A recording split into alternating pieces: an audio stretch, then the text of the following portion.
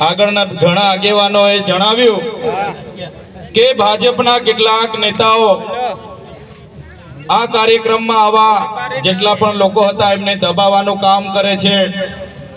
સાથે આમ આદમી પાર્ટીના કેટલાક નેતાઓને પણ ધમકીઓ મળે છે। આગળના કાર્યક્રમોમાં પણ એમણે કીધું કે અમારા સરપંચોને પણ કેટલાક લોકો ચેલેન્જ કરે છે। ત્યાંના અમારા સરપંચ બંટીભાઈ, રાજેશભાઈ, ચેરમેન વિજયભાઈ એમને પણ અવારનવાર દબાવવાની વાત કરે છે। ત્યારે એવા ભાજપના ભ્રષ્ટ નેતાને કહેજો કે ચૈતર વસાવા દાહોદમાં આવેલા એવું કહી ગયા છે કે આ કોઈ આદિવાસી છે એટલે કે ગુલામ નથી, આ સ્વતંત્ર આદિવાસી છે।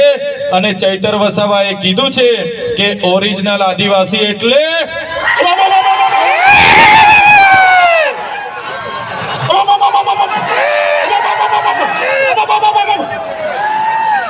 બસ એ લોકોને આટલો બોબકારો આપી દેજો, ઓબો કરી દેજો અને અમે બધા તમારા સહકારમાંથી આવી જઈશું। આજુબાજુના આપણા આગેવાનો પણ એ ભ્રષ્ટ ભાજપના નેતાઓને ખુલ્લા પાડવા માટે આવી જશે। એમને તમે પૂછો, આપણા બધાના કામ હોય છે ત્યારે ધારાસભ્ય, એ સાંસદ સભ્ય આપણને મળતા નથી।